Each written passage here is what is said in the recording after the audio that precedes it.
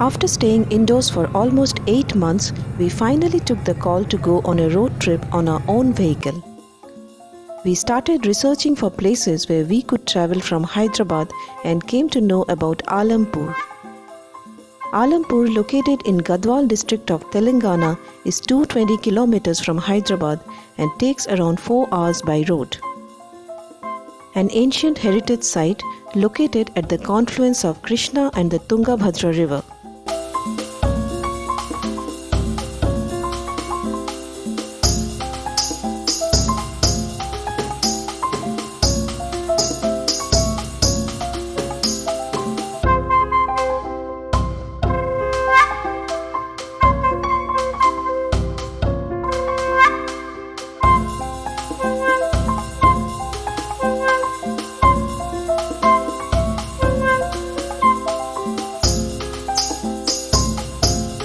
The journey was smooth via National Highway 44, also known as the Srinagar-Kanyakumari Highway, which is also the longest highway of India. On our way, we crossed the long bridge over the Krishna River. This bridge connects Telangana with the Rayalaseema region. It is also considered to be one of the first bridges which connected central India with southern India.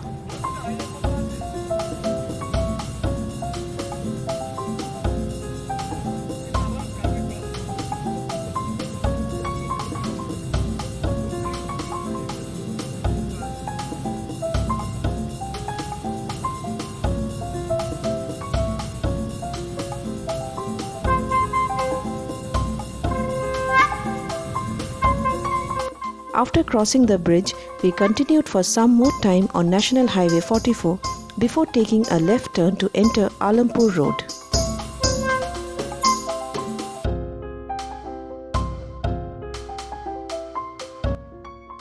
On my left, I could see the Jogulamba railway station.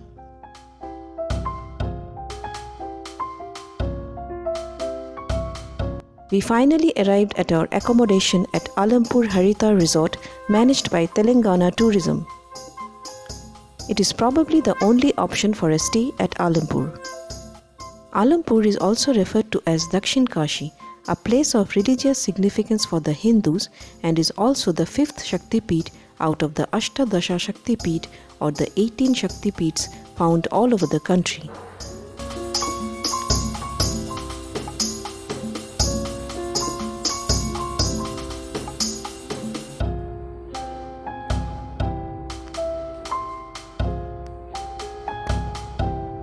The room was clean and comfortable, and the hotel was observing proper sanitization measures in view of the current COVID situation.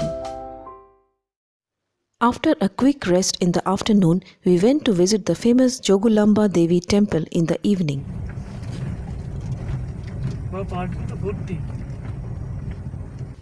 Various South Indian dynasties have ruled over this region from time to time.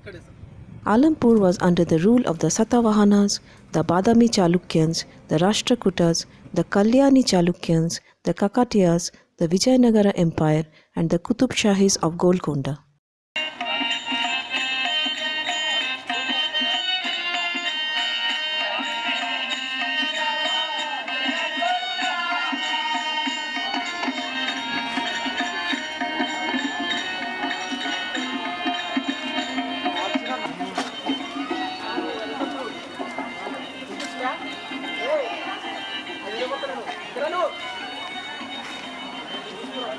Alampur was previously known as Hatampura. The name Hatampura was mentioned in an inscription dated 1101 AD during the reign of the Chalukyan king Vikramaditya VI. Chalukyans were great patrons of art and architecture. Pulakeshin II, the powerful and notable Chalukyan king, was instrumental in building many of these ancient marvels. There are 9 temples dedicated to Lord Shiva in this temple complex, also known as Nava Brahma temples. The sacredness of Alampur temple is also mentioned in the Skanda Purana. During Islamic invasion in 1390 AD by the Bahmani Sultans, there was massive damage to all the 9 temples. The archaeological department managed to find the ruins of 8 temples and rebuilt them. However, out of the Navabrahma or 9 temples, the ruins of 1 temple could not be located. These temples are all enclosed in a courtyard on the left bank of the river Tungabhadra. There are intricate carvings in each of the temples which depict themes of Shaivism, Vaishnavism and Shaktism.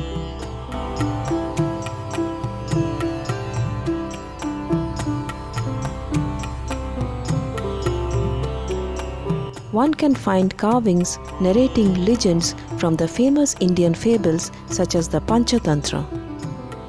Several mythological depictions can be seen in the outer walls.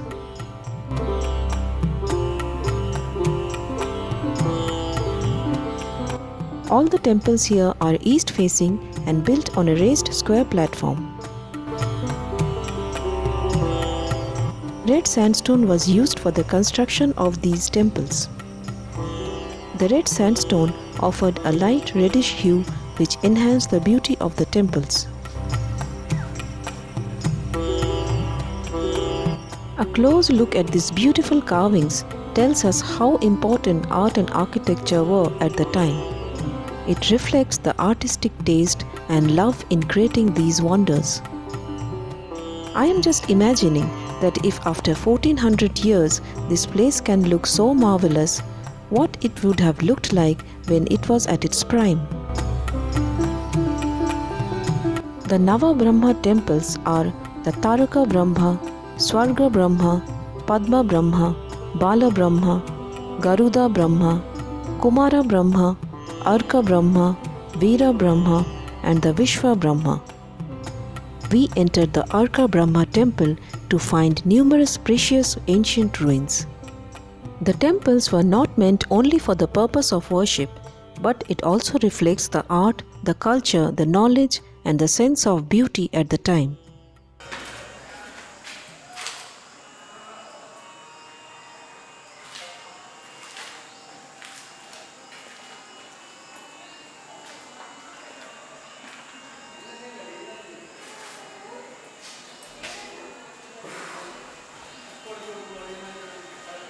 Each of the Navabrahma temples have a Shiva Lingam inside.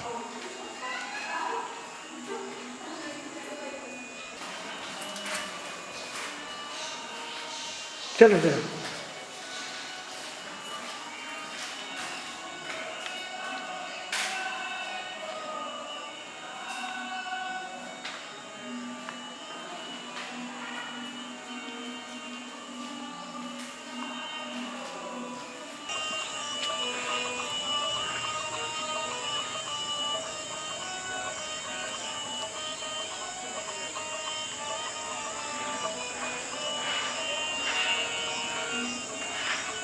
Red sandstone feels smooth to touch and can absorb water better than other hard stones such as marble and granite.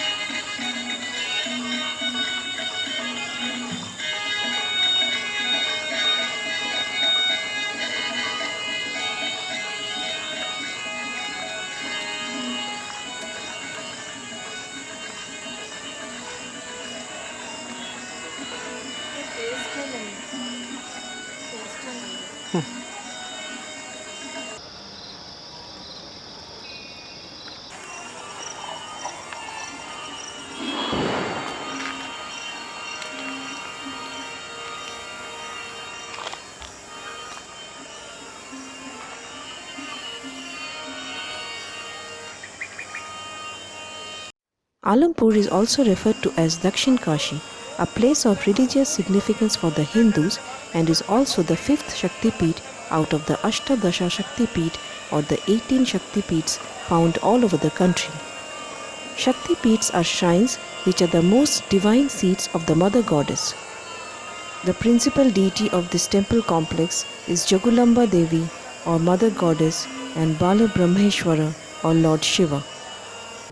On close observation, it can be seen that each and every sculpture is delicately designed. It reflects the care, the thought, and the time the sculptors would have taken to carve and shape each figure and each design. Everything is so detailed.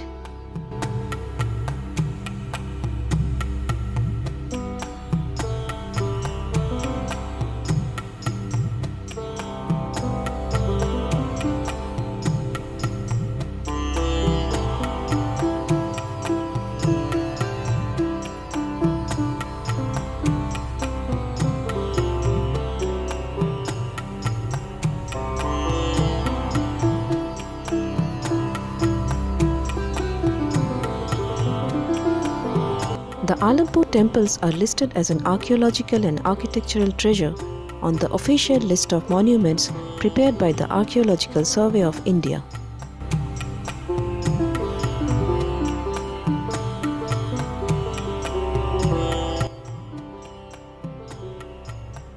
It is evident that there has been much damage to this temple with the passage of time.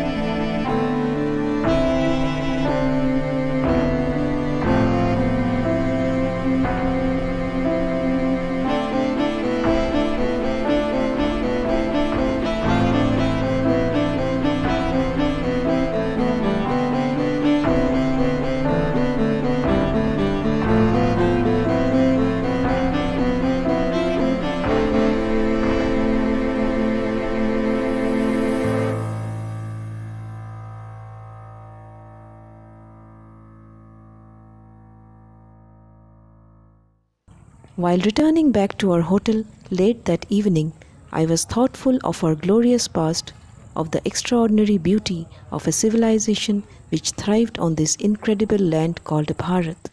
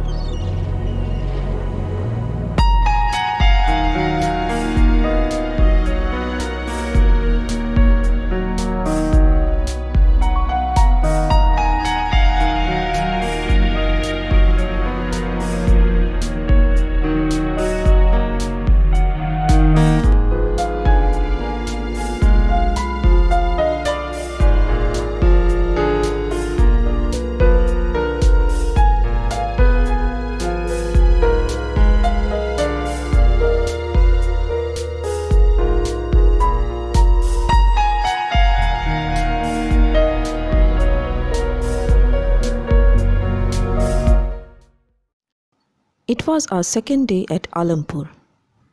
In our previous video, we have covered the Jogulamba Devi temple and the Navabrahma temples located within the same complex on the banks of the Tungabhadra river.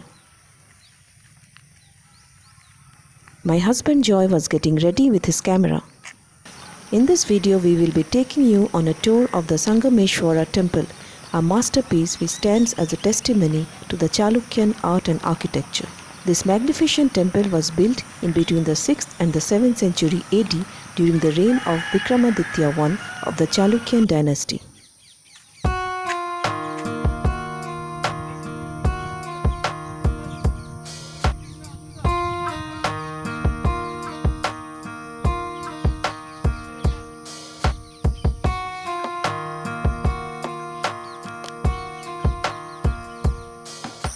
Sangam means meeting or confluence. This temple, named as Sangameshwara, was originally built at the confluence of the two mighty rivers Tungabhadra and Krishna. Lord Shiva here gets the name of Sangameshwara, or the Lord of the Sangam. What a beautiful idea to build a temple at the meeting point of two majestic rivers. This temple had existed at the confluence of the two rivers for centuries, until 1970, when the Srisailam hydroelectric project was started. During the construction of the Srisailam dam, there was a risk of the temple getting completely submerged into the water. At the time, the Archaeological Survey of India dismantled the temple and rebuilt it block by block, bringing it back to its original form. The present location of the temple is at Alampur, which is around 20 kilometers from the original site where the two rivers meet.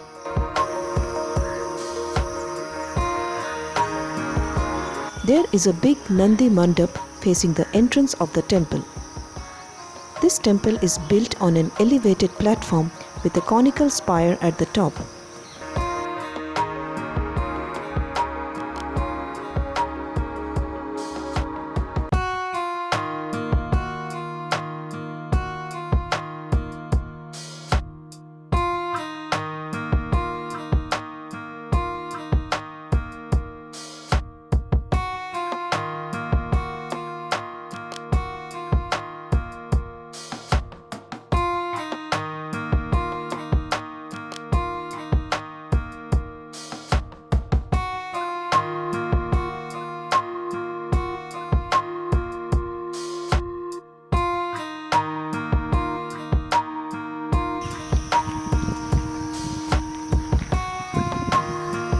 There are steps leading up to the main entrance.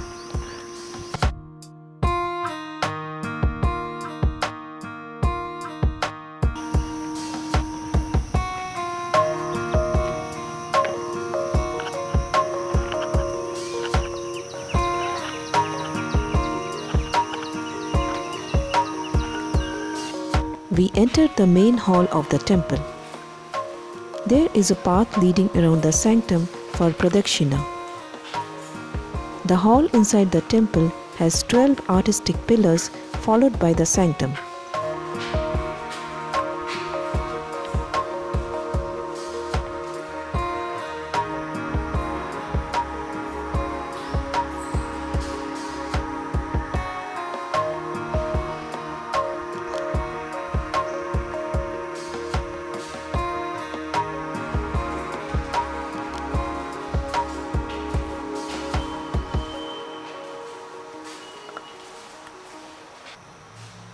This is an active temple with regular pujas being performed.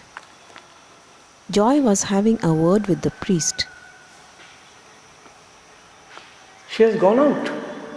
She has gone out. I don't know when she went. Hindi आते हैं? हिंदी आते हैं, हाँ. क्या वो बाहर, अच्छा बाहर है. मैं अभी देखा नहीं.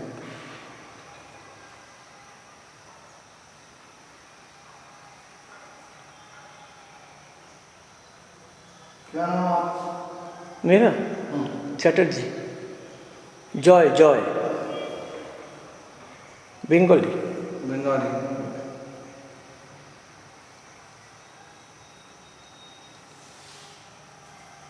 Chatterjee Banerjee.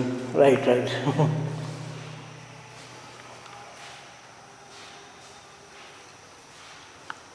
There are numerous carvings of swastikas.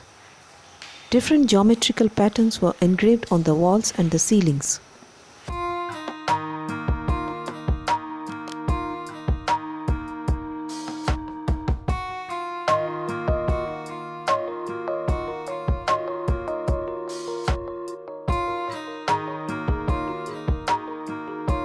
The pillars have beautiful engravings of various celestial couples and the engraved images of Lord Brahma, Vishnu and Maheshwar.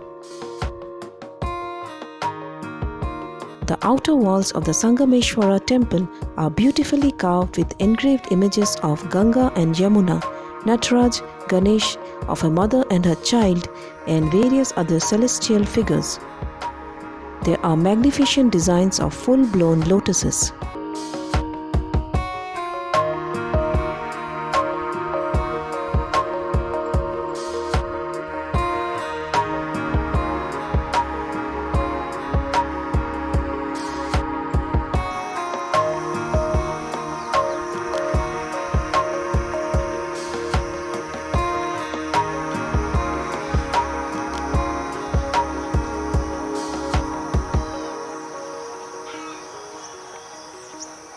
All the four corners of the temple have carvings of crocodiles. One of the crocodile has a human figure in its mouth. Till date, there are many crocodiles found in the waters of the Tungabhadra river near Alampur. The entire temple is made out of red sandstone, which adds a soft reddish tinge to the temple. We took a walk around the main temple along the raised platform and could not take our eyes off such masterpieces neatly carved all over the walls. It makes us wonder in awe who were those craftsmen who could design inch by inch such majestic structures. At the same time, we need to appreciate the daunting task carried out by the Archaeological Survey of India dismantling the temple and building it back to its original form. The temple till date stands tall and magnificent as ever.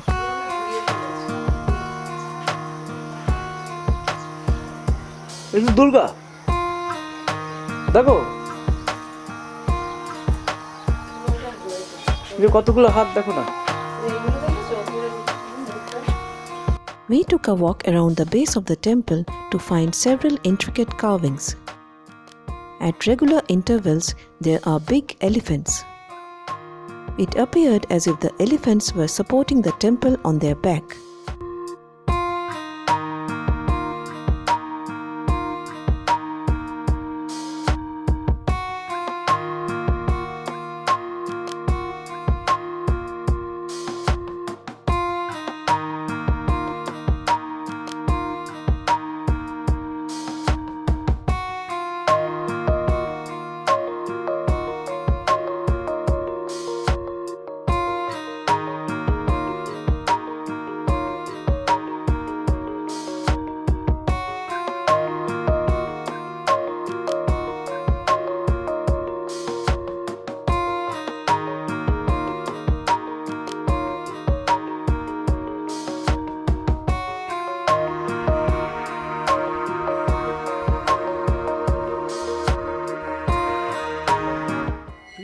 This is a figure which has a human body and the head of an animal standing erect holding a weapon in one hand.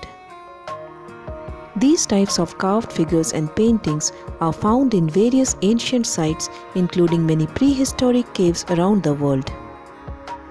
It leaves me wondering whether there actually existed another type of beings other than humans at some remote time in the past.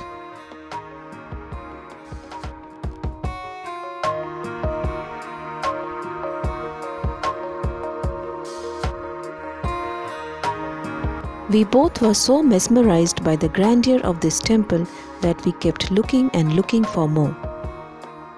I wished that I could actually time travel and go back to that era to experience the glorious civilization.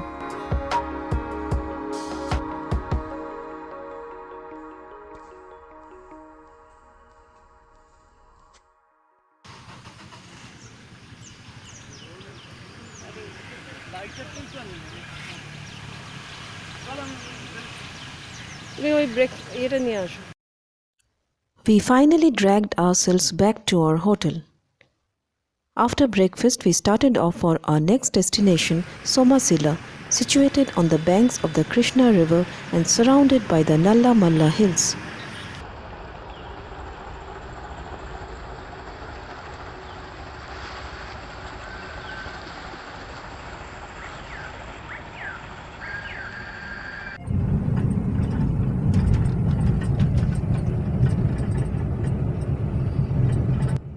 Alampur is located in the state of Telangana and is easily accessible by road. Sangameshwara temple is located within 1 kilometer of Alampur bus stand. Temple timings are from 8 am to 6 pm. Haritha Resort managed by Telangana Tourism is the best option for a stay here. Somasila is a small village located in Mahbubnagar district of Telangana.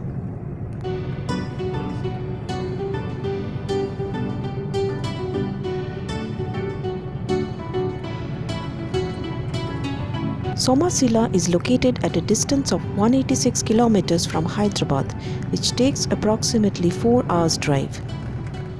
We drove to Somasila from Alampur, which took around 2 hours. We continued our journey along the smooth road with stretches of green fields around. We crossed numerous villages on the way and stopped at Jetrol village, where we went to take a look at the Madana Venu Gopala Swami temple, which is famous in this region. This temple is dedicated to Lord Krishna. The temple was constructed by the Rajas of Jetrol around the 16th century AD. The mighty Krishna river, also named after Lord Krishna, flows nearby this temple.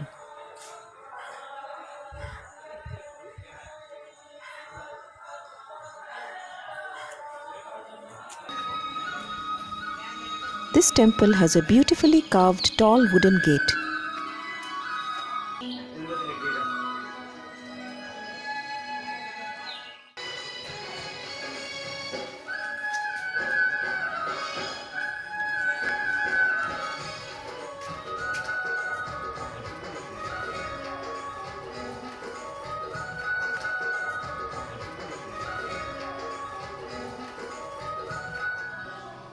There is a spacious courtyard inside, followed by the large hall.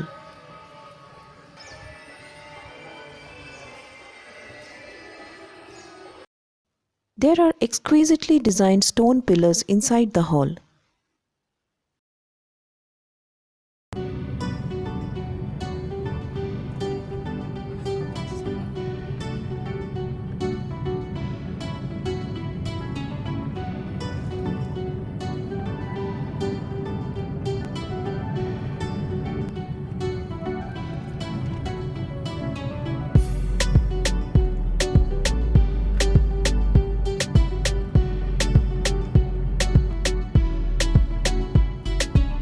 We continued our journey alongside the Krishna river. The road curved here and there, making its way through the numerous villages of Telangana.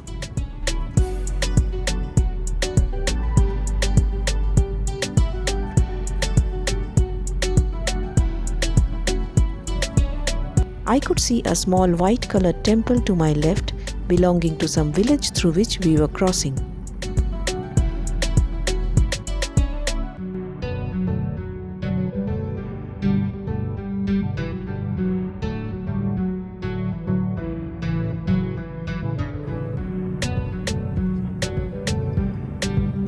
After some more time through our journey, the surroundings became prettier and prettier, with the Nalla Malla hills coming into view.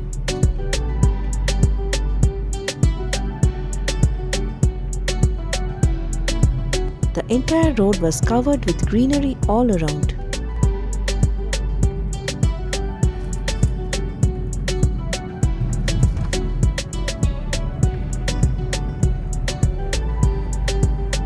We knew that our destination was not far.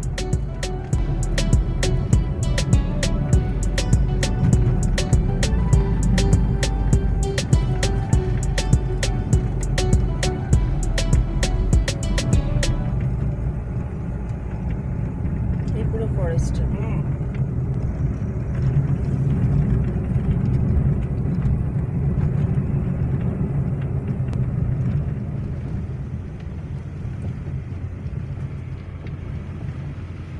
After some time, we arrived at our resort.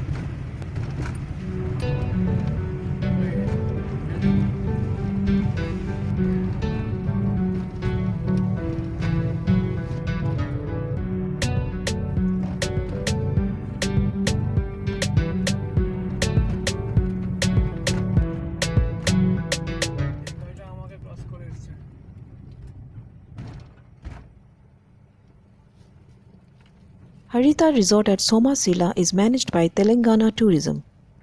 It is situated right on the banks of the Krishna River. There are different types of stay options such as the regular AC rooms, non-AC cottages and the new AC cottages. We booked the new AC cottages through the website of Telangana Tourism. The resort staff cleaned and sanitized the room in our presence. However, as an extra precautionary measure, we carried sanitizers ourselves and I once again went on to sanitize the entire room.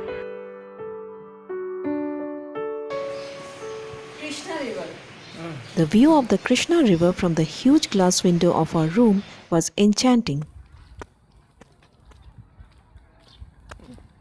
In the evening, we went outside to get a feel of the resort and its surroundings.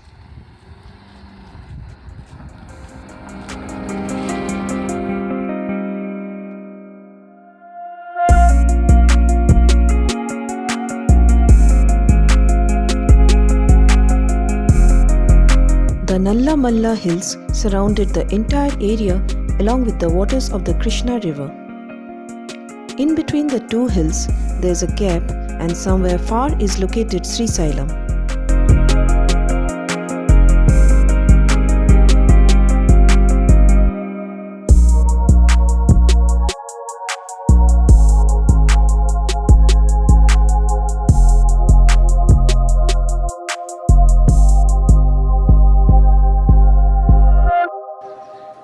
Peace was the only word that came to my mind while gazing at the calm yet mighty river. The sun was setting in this remote village called Somasila, and the mighty river was slowly merging with the darkness that was taking over.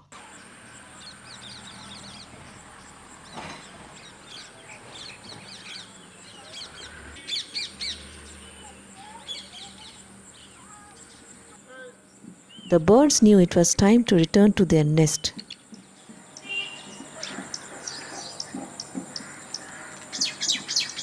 The local villagers on the boat were returning home.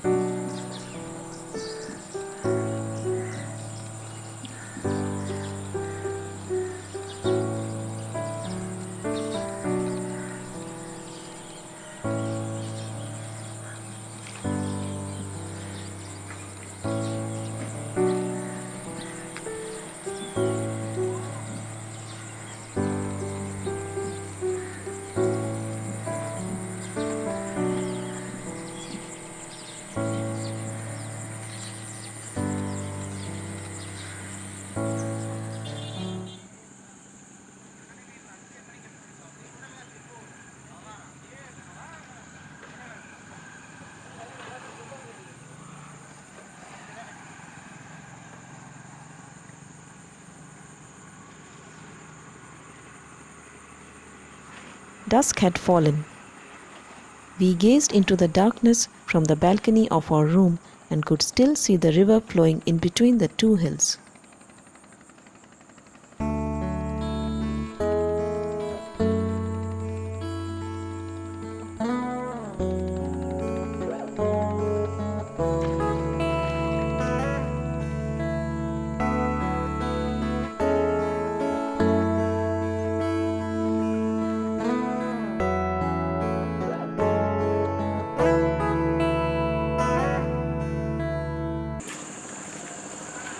The bright yellow flowers outside our cottage stood out against the darkness.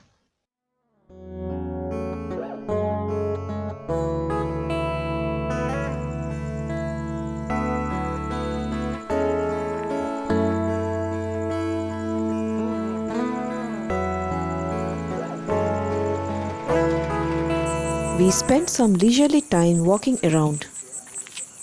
This is the reception and the main office of the resort. This is the parking area. We observed that there were many lights in the parking area, however, for some unknown reason, most were not lit. It would have been better if the parking lot was properly lit.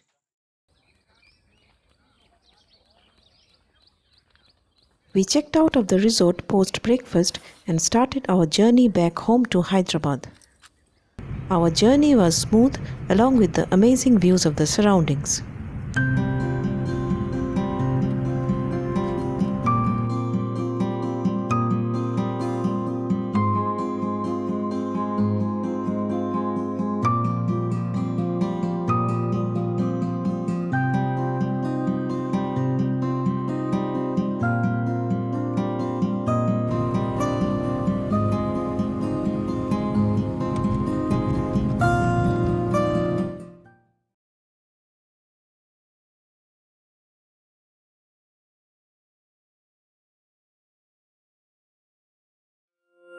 We spent one complete day exploring the architectural brilliance of the 13th century Ramappa temple at Palampet village of Warangal district. The Ramappa lake was right in front of our cottage at Haritha Resort.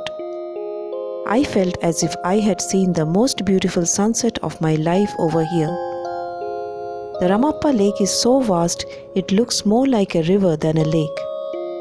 We have made a separate video on the magnificent Ramappa temple.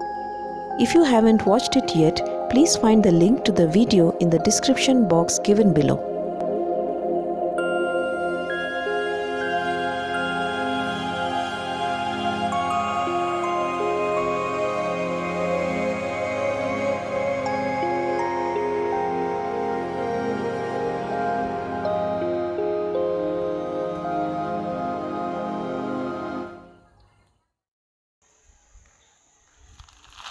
Next day morning, we checked out of the resort and proceeded towards our next destination, Warangal city, which was once the capital of the Kakatiya kingdom. On the way, we stopped for a few minutes to see the damages left around by the devastating earthquake which had shook this area in the 17th century. Except for the Ramappa temple, which can be seen at a distance from here, everything else was flattened.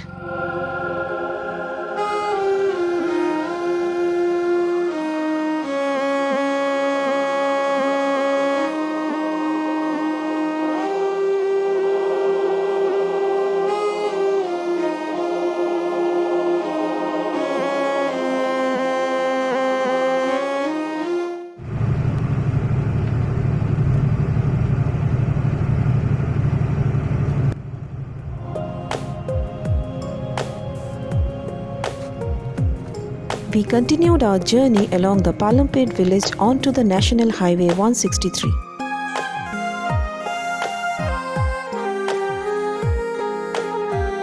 It took us 1.5 hours to reach Hotel Ashoka at Hanamkonda, Warangal.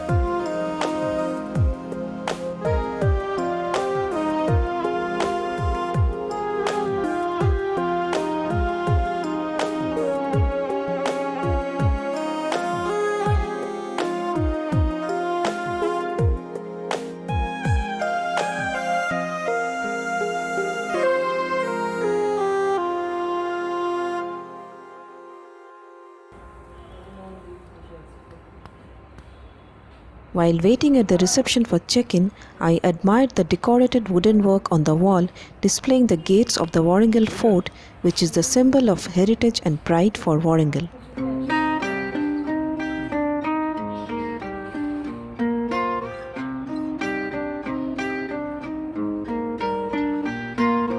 The hotel was following proper sanitization measures.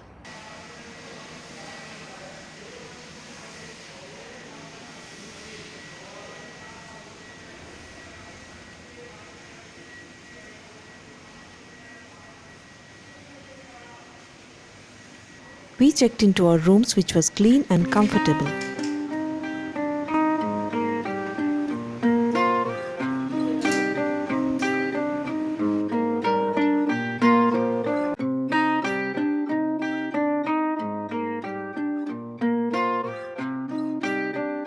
We then went to visit the 1,000-pillar temple, one of the most important attractions of Warangal. This temple is also known as Rudreshwara Swami Temple and is dedicated to Lord Shiva, Vishnu and Surya. The 1,000-pillar temple was constructed around the 12th century AD at the time of the Kakatiya king Rudradeva. This temple is one of the best examples of architectural marvel and craftsmanship during the Kakatiya period, with numerous richly carved pillars.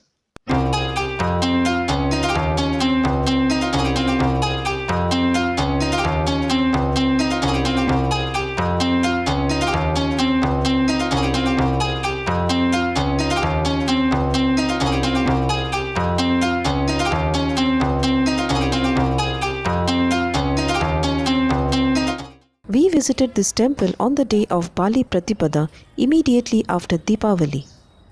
Due to festival, there was much rush inside the temple. I could see that the temple was built on a star-shaped raised platform with exquisitely carved pillars all around.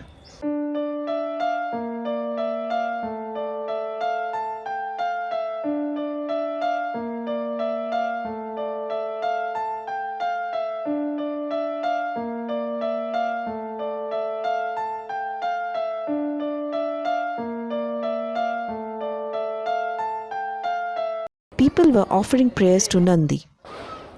This Nandi statue is carved out of a single rock and adorned with many beautiful ornaments.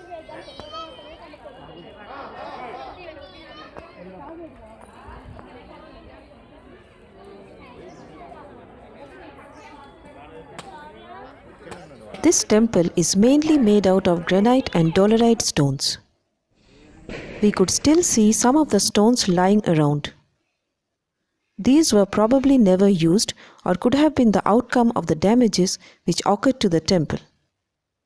This temple was attacked several times by the Delhi Sultanate during the time of the Khiljis and later by the Tughlaqs. Hence it suffered massive damages. Archaeological Survey of India has taken up the task of renovating the temple and much of it has been restored. The Kalyana Mandapa, which was used mainly for conducting wedding ceremonies, suffered heavy damages. It can be seen that the restoration work for the Kalyana Mandapa is still underway. This temple is adorned with different types of exquisite carvings, the most prominent ones being those which looked like a kind of a spear or some kind of a weapon with a tapered end.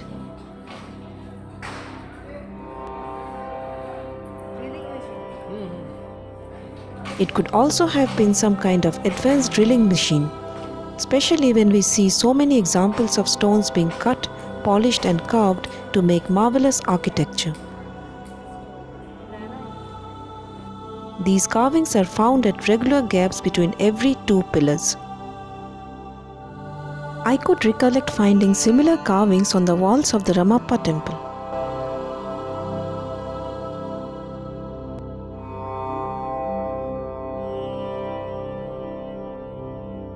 A small Shiva Linga engraved into the outer wall.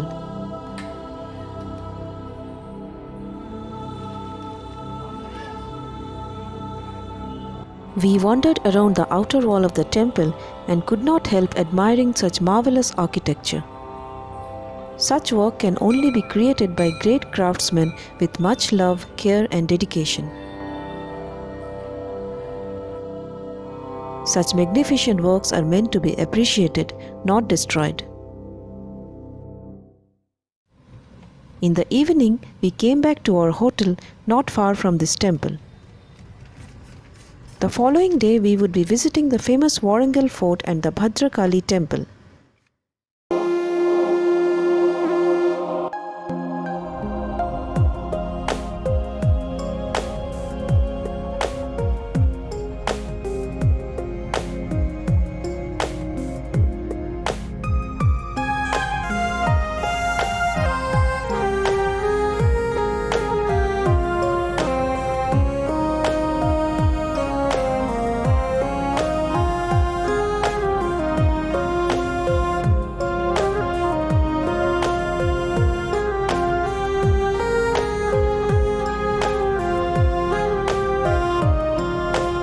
A day earlier, we had visited the famous 1000-pillar temple at Warangal, on which we have made a separate video.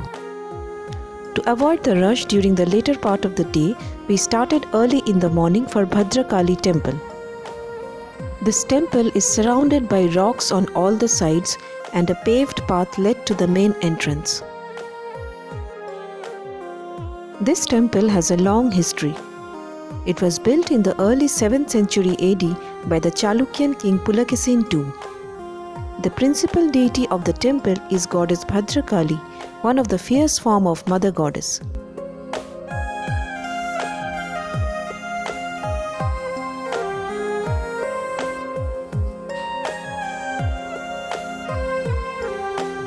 Centuries later, when Kakatiyas started ruling over this region, they made Warangal as their capital city and adopted this temple as their main temple. Goddess Bhadrakali was adopted as their Kula Devi or the main deity.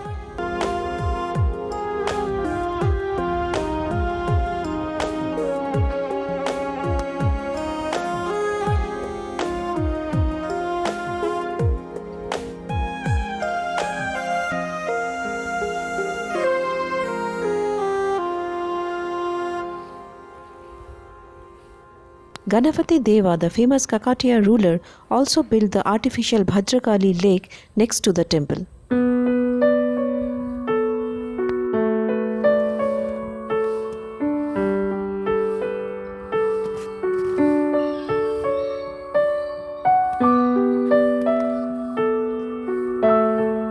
There was no rush early in the morning. There are circles marked to ensure social distancing. As per the historical records, this region was attacked multiple times by Alauddin Khilji of the Delhi Sultanate. King Prataprudra, the Kakatiya king at the time, resisted their attack for many months, after which he had to negotiate with them. The Bhadrakali temple, which was filled with wealth, was looted and destroyed completely.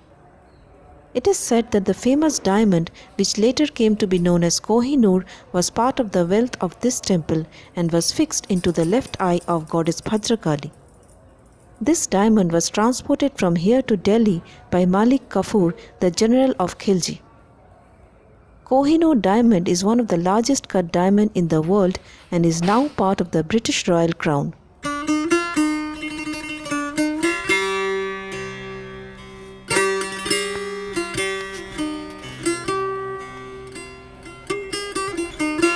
In 1950, few devotees and merchants along with the local people rebuilt this temple again. As I proceeded towards the main sanctum, to my left-hand side I could see an idol of goddess Bhadrakali placed at one corner of the hall. The door of the main sanctum where the deity is placed remains closed.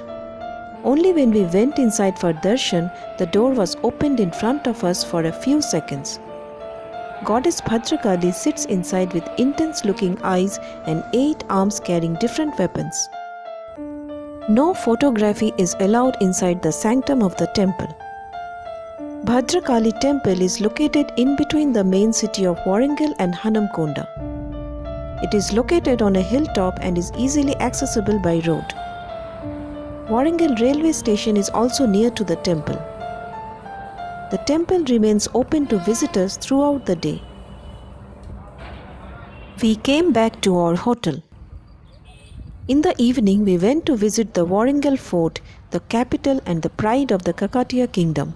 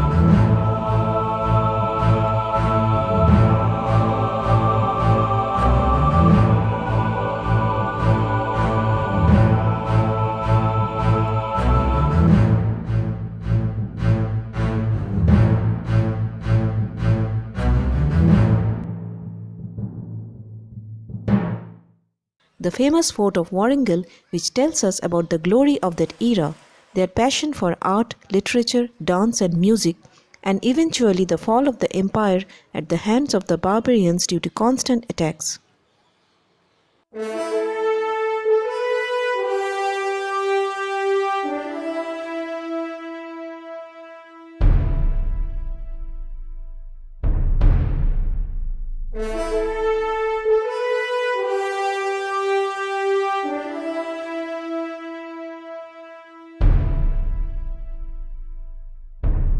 The 3 most powerful rulers of the Kakatiya dynasty were Ganapati Deva, his daughter Rani Rudrama Devi, who succeeded him, and her grandson Prataprudra, whose rule is considered to be the golden and most prosperous period of the Kakatiyan rule. All of them contributed to the construction and beautification of this grand fort. Rani Rudrama Devi ruled as the monarch of the Kakatiyan dynasty for more than 25 years during the 13th century AD. She was one of the few women rulers of India at that time who was not only an able ruler but a strong warrior who strengthened the borders of her kingdom and repelled major threats from outside. The famous European traveller and merchant Marco Polo, who had visited the region during the 13th century AD, wrote about Rani Rudrama Devi vividly in his book named Travels of Marco Polo, where he described her as an able and benevolent ruler. The Warangal fort has 4 ornamental gates, which are also known as the Kakatiya Kala Thoranam. Each of the gates are 33 feet in height. All the 4 gates are placed on 4 corners of what once used to be the fort and the entrance to the grand Shiva temple, which was completely destroyed during the attacks. The architecture of these arches or the gates has been adopted as the emblem for the state of Telangana.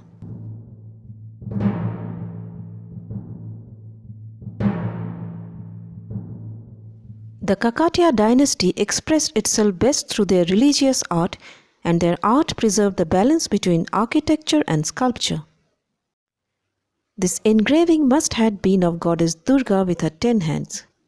We can see here that the upper portion of her face and the head were smashed off.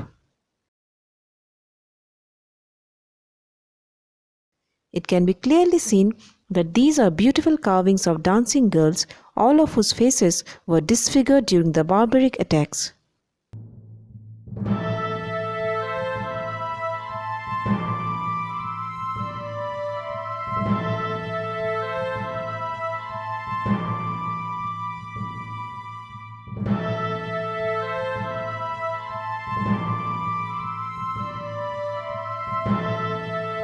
Those artists must have created each of these magnificent carvings with so much of love and care.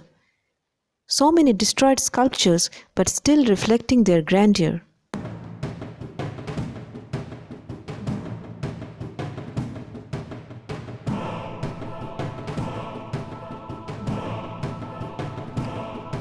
There are broken and defaced statues of gods and goddesses lying everywhere.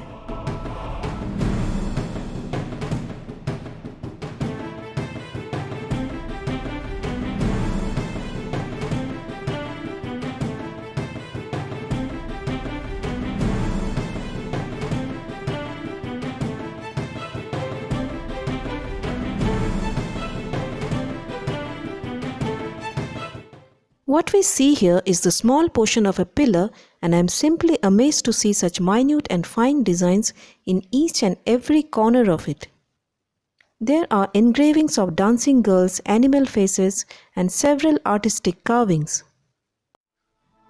Rani Rudrama Devi was succeeded by his grandson Pratap Rudra, during whose time the Kakatiya Empire witnessed prosperity and abundance. Pratap Rudra introduced many progressive reforms in the field of administration.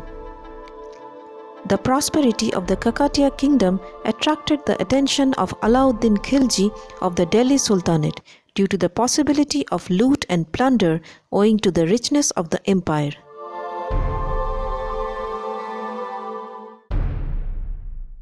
The gates have extensive intricate carvings of lotuses, garlands, mythical animals and birds. The carvings do not have any religious symbols, which is said to be the reason for not getting destroyed by the invaders of the Delhi Sultanate.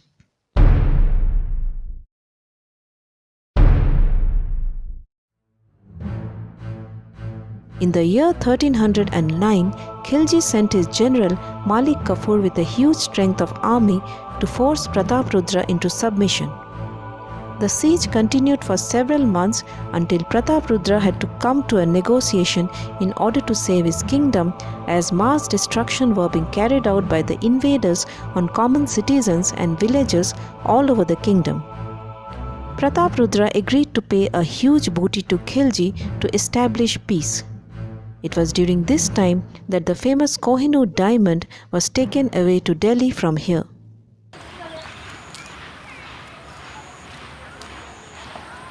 Amir Khusro, the writer in the court of Khilji, describes in his book how this fort was surrounded by 2 strong wall fortifications with a deep trench in between filled with water. The soldiers of Khilji had to fill the ditch with dirt to make way into the inner wall of the fort. Though Prataprudra agreed to pay a huge sum, which also included an annual tribute, still this peace was not for long, as again in the year 1318 the fort was attacked by Khilji's army. Prataprudra again paid a huge tribute to the Sultan in the form of a large number of horses and elephants and an enhanced annual tribute.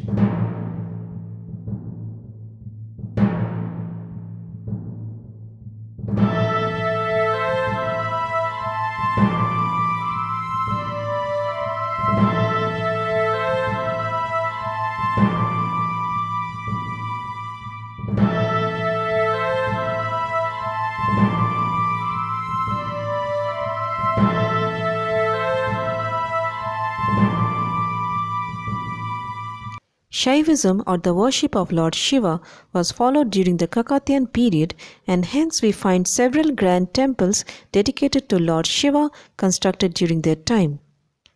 Though Telugu language was their main language, still Sanskrit, which was fast losing prominence in North India due to the rule of the Delhi Sultans, it was revived here by the Kakatiyan kings through various literary works.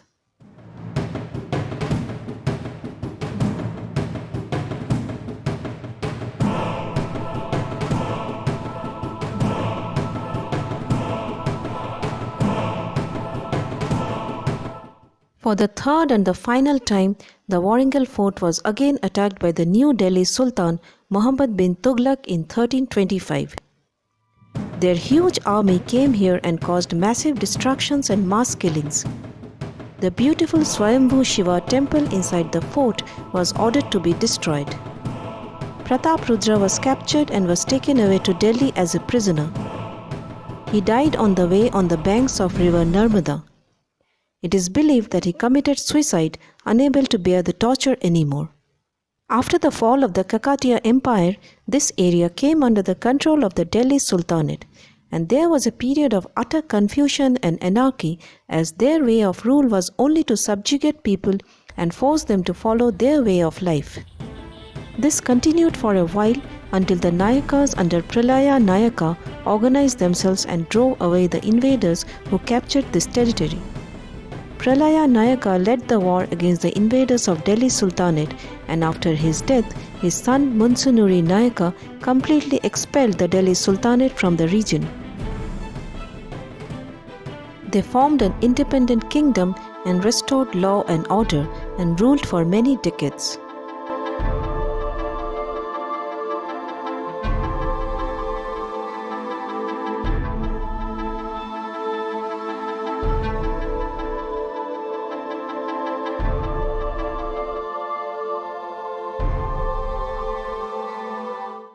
However, this region again saw the rise of the Bahmani kingdom, which led to the fall of the Nayakas until the rise of the two brothers Harihara and Bukka of the Sangama dynasty, whose main motto was to resist the regular plunder by the Sultanate of Delhi and to protect the faith, tradition and culture of the land. They made Hampi their capital and named it as Vijayanagara, or the land of victory. Though the Upper Deccan region, including Warangal, remained under the control of the Bahmanis, Vijayanagar Empire emerged as the strongest military power in South India at the time.